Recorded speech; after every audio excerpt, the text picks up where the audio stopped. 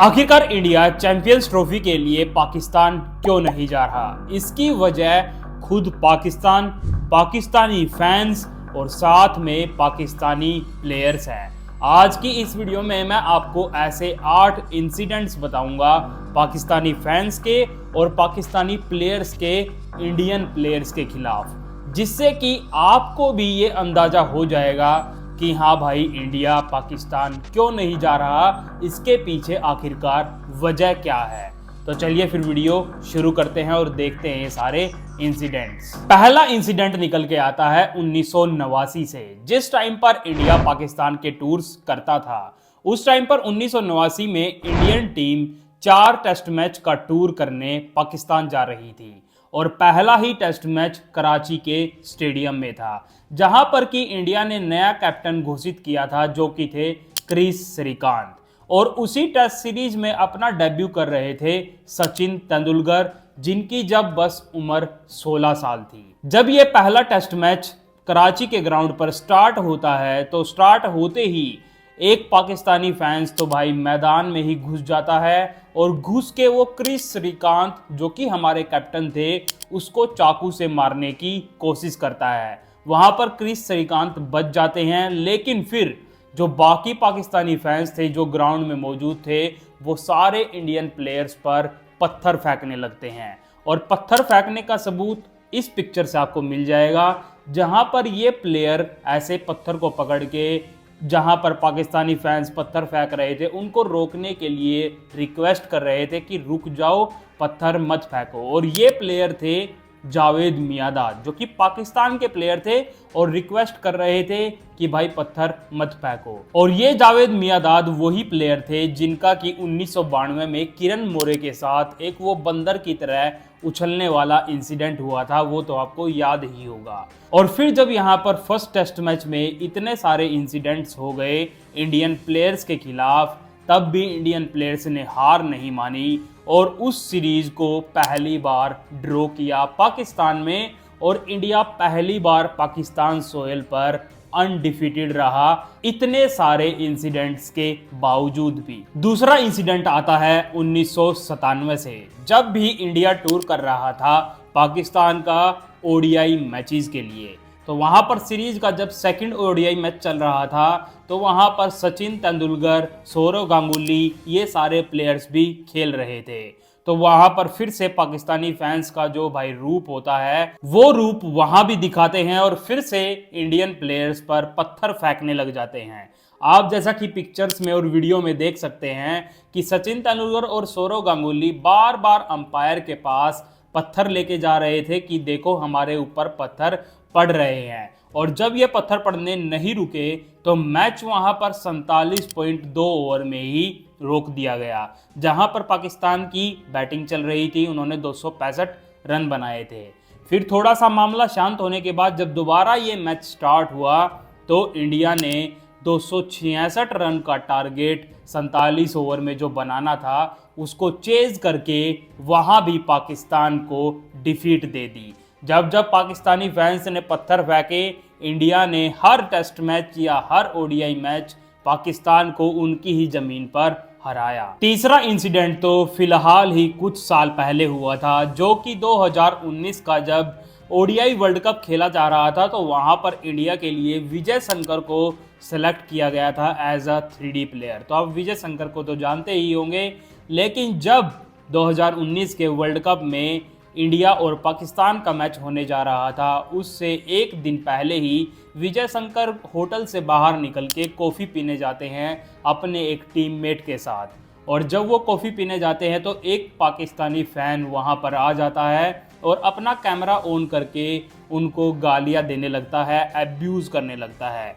लेकिन विजय शंकर ऐसा कुछ भी नहीं कर पाते हैं, क्योंकि वहाँ पर कैमरा था। और इस चीज़ को उन्होंने अपने एक पॉडकास्ट में बताया कि इंडिया वर्सेस पाकिस्तान के मैचेस में पाकिस्तानी फैंस ऐसा कुछ भी करते हैं। और जैसा कि फिलहाल में ही अभी जब इंडियन टीम साउथ अफ्रीका गई हुई थी, तो वहां पर भी कुछ पाकिस्तानी फैंस ने सूर्य कुमार यादव और रिंकू सिंह के साथ ऐसा ही कुछ किया था। वो बात भी करने गए तो उनसे कैमरा ऑन करके। भाई अगर आप उनके फ़ैन हैं, आपको फ़ोटो खिंचवानी है, उनसे बात करनी है, तो आप कैमरे के बिना भी तो कर सकते हैं। ऐसा अभी तक मेरे हिसाब से किसी इंडियन फैन ने पाकिस्तानी प्लेयर्स के साथ तो नहीं किया है, लेकिन पाकिस्तानी फैंस इंडियन प्लेयर्स के साथ ऐसा जरूर करते हैं। फिर चौथा इंसिडेंट निकल के आता है 2021 के टी20 वर्ल्ड कप से, जहां पर पाकिस्तान टी20 वर्ल्ड कप में इंडिया से मैच जीत ही नहीं पाता था। वहां जब वो तुक्के से 2021 के टी20 वर्ल्ड कप में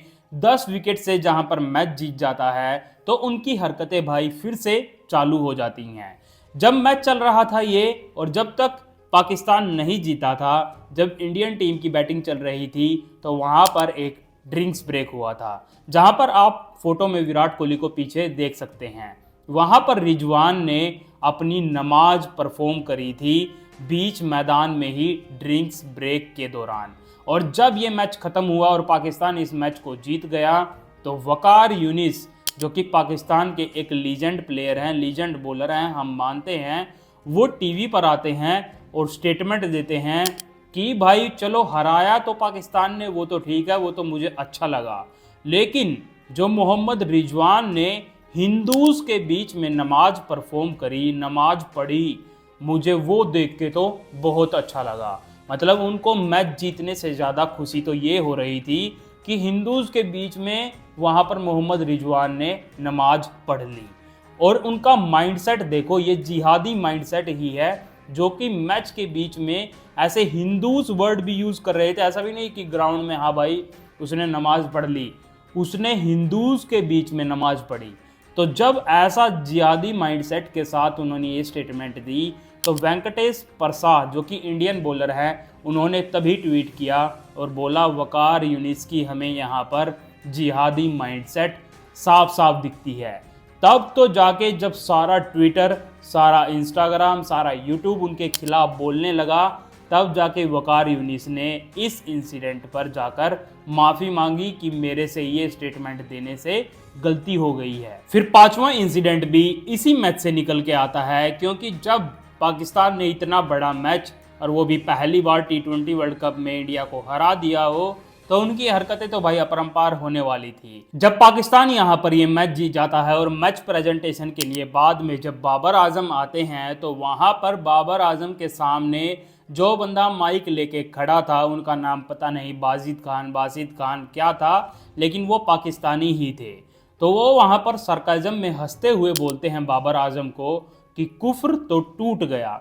अब कुफ्र का मतलब पाकिस्तानी फैंस जो हैं वो और कुछ निकाल रहे हैं, इंडियन फैंस हैं जो कि और कुछ निकाल रहे हैं, और जो पहले के अलाउद्दीन खिलजी थे एंशियंट टाइम्स के, उनका इस वर्ड का मीनिंग कुछ और था। तो पहला तो जो गूगल इस बारे में बोलता है कि कुफ्र का मीनिंग क्या है, तो कुफ्र का मीनिंग वहाँ पर नॉन मुस्लिम निकल के आता है।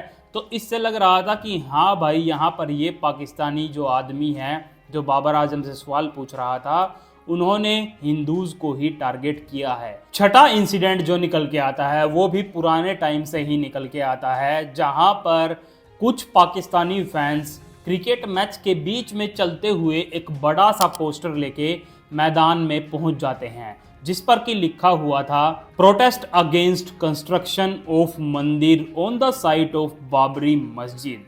अब भाई आप पाकिस्तानी फैंस का माइंडसेट देख ही सकते हैं कि एक क्रिकेट मैच के बीच में, जहां पर एक क्रिकेट मैच हो रहा है, वहां पर इतने बड़े बड़े पोस्टर पाकिस्तानी फैंस लेके आ रहे थे, वो भी मंदिर और मस्जिद की लड़ाई के ऊपर। तो आप ऐसा मत सोचो कि पाकिस्तानी फैंस क्रिकेट को क्रिकेट की तरह देखते हैं, नहीं नहीं भाई, वो अगर वहां पर इंडियन प्लेयर्स खेल रहे हैं तो वो वहां पर कुछ भी कर सकते हैं अपना जिहादी माइंडसेट दिखाने के लिए। फिर अगर सातवें इंसिडेंट की बात करें तो ये भी तभी होता है जब पाकिस्तान इंडिया को चैंपियंस ट्रॉफी 2017 में हराता है, और हराने के बाद वहां पर पाकिस्तानी फैंस फिर से चालू हो जाते हैं। जब सारे इंडियन प्लेयर्स स्टेयर्स का यूज़ करते हुए ऊपर जा रहे थे, तो पाकिस्तानी फैंस भाई चिल्ला रहे थे। पहले तो जब विराट कोहली वहाँ से निकले तो उन्होंने चिल्लाया, अकड़ तो टूट गई विराट कोहली तुम्हारी। फिर जब मोहम्मद शमी वहाँ से जा रहे थे तो वो चिल्ला रहे थे, बाप कौन है, बाप कौन है। तो वो ऐसी चीज़ करते हैं। जहाँ पर मोहम्मद शामी ने भी रिएक्ट किया था और वो गुस्से में उस पाकिस्तानी फ़ैन को देख रहे थे, ऐसा लग रहा था वो उनको वहां पर पीट भी सकते थे। वो तो वहां पर भाई MS धोनी मोहम्मद शामी को पकड़ के वापस ऊपर ले जाते हैं। और 8वें इंसिडेंट की बात करें तो यहाँ पर हसन अली जो कि प्लेयर हैं पाकिस्तान के, जो कि बॉलर हैं, उनका भी हमें माइंडसेट ऐसे ही दिखता है। जहां पर बागा बॉर्डर पर इवेंट होते हैं, आदमी वहां पर एंटरटेनमेंट के लिए जाते हैं, परेड देखते हैं, उनको मज़ा आता है। वहां पर पाकिस्तान की तरफ से हसन अली ऐसे ऐसे कुछ कुछ एक्शंस अपने परफॉर्म कर रहे थे और इनके एक्शन से हमें साफ साफ दिख रहा था कि ये इंडियन ऑडियंस को जो वहां पर मौजूद है उनको प्रवोक कर रहे थे। ऐसा भाई इंडियन प्लेयर्स तो कभी नहीं करते, या फिर इंडियन जो वहां पर मौजूद होते हैं वो भी नहीं करते। और यहाँ पर तो भाई एक पाकिस्तानी प्लेयर जो कि खुद इतने बड़े लेवल के प्लेयर हैं पाकिस्तान में, वर्ल्ड में तो मैं नहीं बोल रहा, वहाँ पर वो चीज़ ये जाके खुद कर रहे हैं। एक नॉर्मल आदमी तो लगता है चलो उसका दिमाग पागल है, लेकिन हसन अली को ये चीज़ करने की क्या ज़रूरत थी। तो इन सारे इंसिडेंट से आपको साफ साफ पता चल गया होगा कि इंडिया पाकिस्तान क्यों नहीं जा रहा। भाई इंडिया को पाकिस्तान से तो बाहर खेलते हुए भी ऐसी ऐसी चीज़ें पाकिस्तानी फैंस इंडियन प्लेयर्स के साथ करते हैं, तो अगर इंडियन टीम पाकिस्तान चली गई तो वहाँ पर क्या होगा। हमें तो भाई, हम तो आशंका ही लगा सकते हैं कि बम फूटेगा, चाकू चलेंगे, पत्थर चलेंगे, वहाँ पर कुछ भी हो सकता है। इसीलिए ही इंडियन टीम और इंडियन प्लेयर्स और साथ में इंडियन गवर्नमेंट वहाँ पर इंडिया के प्लेयर्स को नहीं भेजना चाहता है, क्योंकि क्या पता भाई कोई किसी हमारे मेन प्लेयर को चोट लग जाए और जो कभी भी ठीक ना हो, तो हम ऐसा रिस्क क्यों लें। तो इसीलिए ही इंडिया पाकिस्तान मैच खेलने नहीं जाता है और मेरे हिसाब से जाना भी नहीं चाहिए।